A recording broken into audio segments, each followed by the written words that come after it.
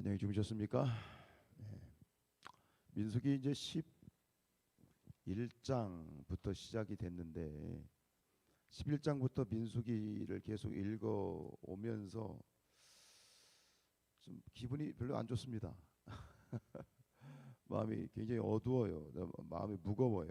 여러분들은 어떠신지 모르겠는데 11장부터 계속 무슨 사건이 반복되고 있죠.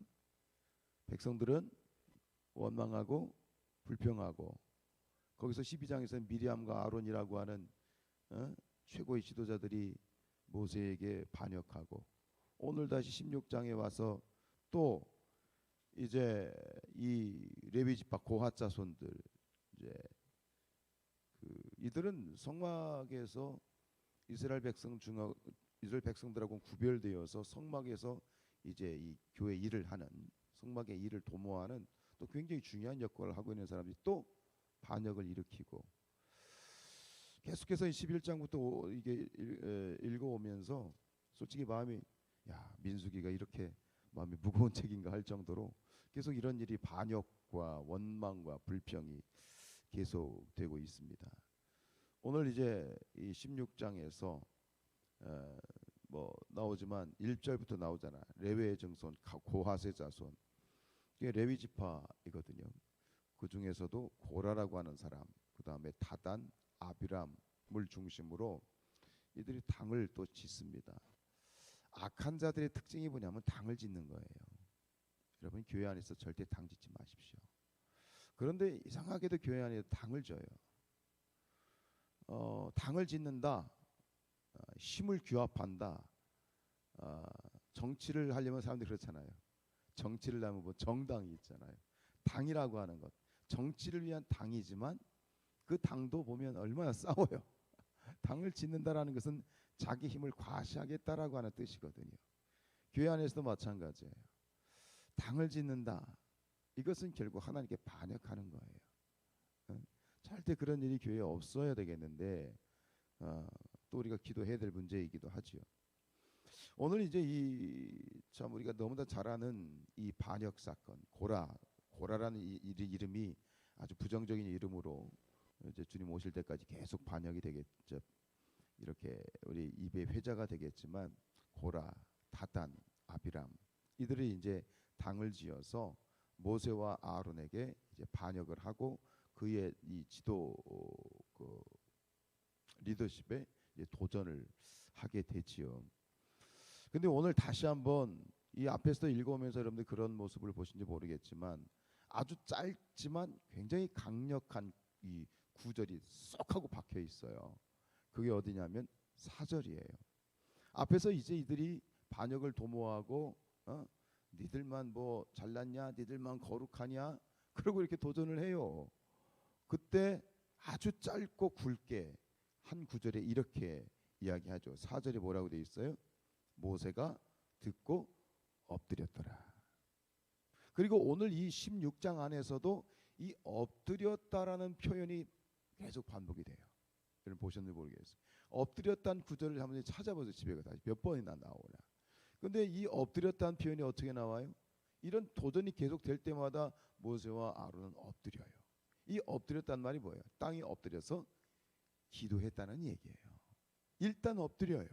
뭐라고 하면 엎드려요. 여기서 뒤에서 또 뭐라고 하면 이 모세가 엎드리고 또 엎드리고 또 엎드리고, 이 엎드린 일들이 계속 반복이 돼요. 결국은 이 모세가 또 아론과 함께 하나님 앞에 엎드려 기도함으로 말미암아 계속해서 이 하나님의 뜻을 구하고 하나님의 뜻을 전달하지요. 15절에 보세요. 15절에 보면 모세가 심히 노하여 여호와께 뭐했다? 여짜웠다 그랬어요. 지금 모세가 이 반역하는, 도전하는 그 사람들에 대하여 어떻게 합니까? 일단 인간이기 때문에 굉장히 화가 나요. 또 모세도. 그러나 화가 나는 것으로 끝나지 않아요.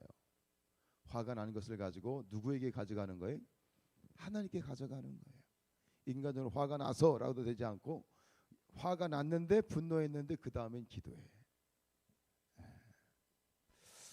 오늘도 새벽에 하나님 앞에 간구하고 또 기도하고 여러분과 함께 묵상하고 싶은 건 뭐냐면, 어떤 상황 가운데서도 우리가 기도를 놓으면 안 된다.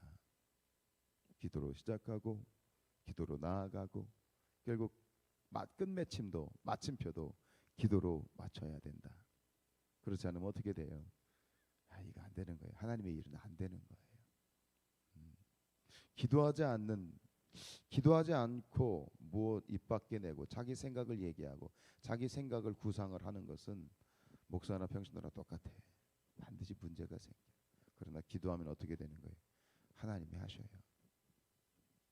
기도하면 하나님이 하셔요. 주일에도 그런 말씀드렸지만 우리가 기도하면 내 문제가 아니야. 더 이상 우리가 하나님께 기도하면 내 문제가 아니라 하나님의 문제가 돼. 하나님이 이끌어 가셔. 하나님이 합력하여 선을 이루어 가신다라고 하는 것 다시 한번 기억했으면 좋겠어요. 지금 이 모세의 하나님도 마찬가지죠. 하나님도 이스라엘의 모습을 보면서 하나님이 엄청나게 분노하셨어요. 화가 나셨어요. 오늘 다시 얘기해요. 21절에 보면 이들의 어떤 모습을 보면서 하나님께서 어떻게 화가 나시냐면 21절 보세요. 21절이 뭐라고 돼 있어요? 너희는 이 회중에게서 떠나라. 내가 순식간에 그들을 멸하겠다. 계속해서 하나님도 이것들 내 멸해버리겠다. 아베스도 마찬가지. 그냥 다 멸해버리겠다. 나 귀찮다. 다 쓸어버리고 내가 다시 시작하겠다라고 말씀하셔요. 그때 모세가 또 하나님께 나아가서 중보하지요. 22절 보세요. 그 두 사람이 어떻게 했어요? 엎드렸어요. 하나님과 이스라엘 백성 사이에 모세가 서 있었어요. 이스라엘 백성들이 결국은 이 광야 40년도 마찬가지겠지만 이스라엘 백성들이 그 광야길에서 그나마 생존을 하고 그나마 건사할 수 있었던 이유는 여러분들이 다시 주목해야 되는 건 뭐냐면 모세의 중보기도가 있었던 거예요. 마찬가지죠. 우리 하나님과 인류 사이에 중보자가 있었어요. 그분이 누구예요? 예수님이에요. 예수님이 계셨기 때문에 우리가 지금 사람 노릇하는 거예요. 예수님이 계시기 때문에 우리가 지금 이렇게 건사하고 있는 거예요. 이 사실을 잊으면 안 돼요. 그래서 디모데전서 2장 5절에 뭐라고 되어 있죠? 하나님은 한 분이시요 또 하나님과 사람 사이에 중보자도 한 분이시니 곧 사람이신 그리스도 예수라. 이스라엘 백성들과 하나님 사이에 모세가 있었어요. 이 모세는 결국 어떤 역할을 했느냐? 인류와 하나님 사이에 예수님의 역할을 하신 거예요. 이 모든 중보의 역할을 예수님이 완성을 하셨지만 결국 지금도 마찬가지죠. 지금도 이런 예수님 같은 그리고 모세와 같은 그 중보자가 필요합니다. 하나님과 교회, 하나님과 가정, 하나님과 그 어떤 공동체, 그 이런 어떤 이 영적인 질서 안에서 보면 그 중간에 누군가는 중보자로 서서 하나님의 마음을 전달하고 또 이 인간들이 어리석음을 또 대변하는 그 중보 기도자가 있어서 꼭 있어야만 되는 것이 영적인 질서인 것 같아요. 오늘 이 새벽에 기도하신 여러분들이 바로 그러한 예수님과 같이 모세와 같이 중보자가 되시길 축복합니다. 교회, 이 성산 교회와 하나님 사이의 중보자가 되시고 모든 가정들과 하나님께 중보자가 되어서 하나님 압니다. 하나님 답답하시죠? 하나님 안타까우시죠? 하나님 화나시죠? 그래도 하나님 불쌍히 여겨주세요. 긍휼히 여겨주세요. 우리가 죄인입니다. 하나님이 약속해 주셨잖아요. 하나님이 언약의 백성은 반드시 저 젖과 꿀이 흐르는 땅으로 인도하시겠다고 약속해 주셨잖아요. 불쌍히 여겨주세요. 그게 바로 중보자의 위치예요. 맨 뒤에 사건이 뭐가 나오냐면 이 고라와 그 일당들이 반역을 일으키고 하나님이 어떻게 해요? 고라와 그 가족들 일당들을 땅을 이 뭐죠? 열어서 아예 땅 속에 그냥 집어넣어 버리잖아요. 땅으로 그냥 땅 속에 그냥 묻어 버려요. 그리고 250명의 사람들이 지휘관들이 또 거기에 동조를 했잖아요. 그 250명은 그들이 분양하는 그 뭐죠? 향로. 하나님이 250은 불로 그냥 태워 죽여버리셨어요. 근데 그럼에도 불구하고 또 어떤 일이 벌어지냐면 이 그 다음 날 백성들이 부활회동해 가지고 다시 또 일어나요. 그걸 보고 회개해야 되는데 저러면 안 되지, 회개해야 되는데 또 일어나서 원망과 불평해요. 하나님이 이번에는 어떻게 해요? 전염병을 보내시죠. 그래서 그 전염병 때문에 몇 명이 죽어요? 14,700명. 하루에 14,700명 죽어버려요. 근데 여기서 굉장히 놀라운 그런 구절이 있어요. 48절 보세요. 48절에 이런 내용이 나와요. 죽은 자와 산 자 사이에 섰을 때에 연병이 그치니라. 모세가 아론에게 시켜요. 빨리 가서 이 향로를 가지고 가십시오. 그리고 그 백성들 전염병이 지금 한참 창궐하고 있는 그 죽음의 한복판으로 그 향로를 가지고 갑니다. 죽은 자와 산 자 사이에 섰을 때 어떻게 됐어요? 전염병이 그쳤어요. 이것도 역시 뭐예요? 중보예요. 생명을 걸고 중보하는 거예요. 그 전염병이 한복판에 가는 거예요. 그래 놀라운 것은 바로 그 중보의 현장에서, 죽음의 현장 한복판에서 죽으면 죽으리라 정말 중보하였을 때 그 죽음의 자리가 생명의 자리로 바뀌잖아요. 중보라는 건 그런 거예요. 이 세상을 보면 소망이 없습니다. 이 세상은 죽음의 현장입니다. 교회도 마찬가지입니다. 당을 짓고 인간의 소리를 내고 사람의 소리를 내고 하나님의 뜻이 무엇인지를 구별하지 않고 그저 사람의 잔머리를 굴리려고 하는 그런 일들이 계속 반복되거든요. 그때 하나님이 다 보시거든요. 근데 그곳에 누가 있어요? 중보자가 있는 거야. 기도자가 있는 거야. 여러분들이 있는 거예요.